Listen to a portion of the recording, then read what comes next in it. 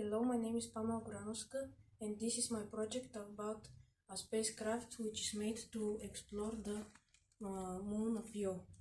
Io is the most thinner of the four Galilean moons of Jupiter. It was discovered by Galileo Galilei in 1610.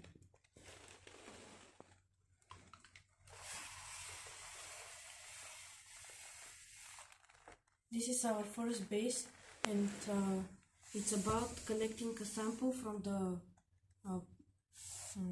surface to examine it. Io's surface is also dotted with volcanic depressions known as paterae, which can be up to several kilometers deep. They usually have flat floors bounded by steep walls. These formations resemble their terrestrial cousins, calderas. However, it is not known whether they were formed by collapse over an empty volcanic chamber, as it is in the case with their cousins.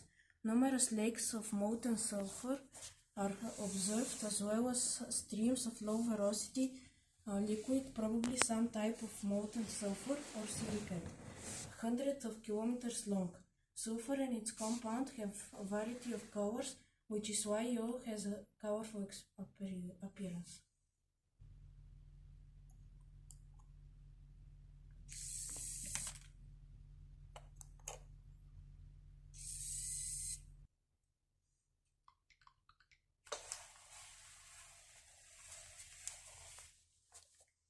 The average surface temperature of Io is minus 163 degrees Celsius, ranging from minus 187 degrees to minus 143. However, during volcanic activity, temperatures can reach up to 1200 degrees Celsius near the volcanoes.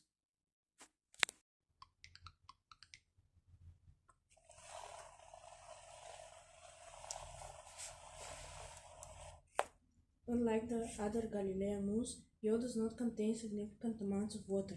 This is likely because early in the solar system evolution, Jupiter was hot enough to remove volatile elements near Io but not around the other moons.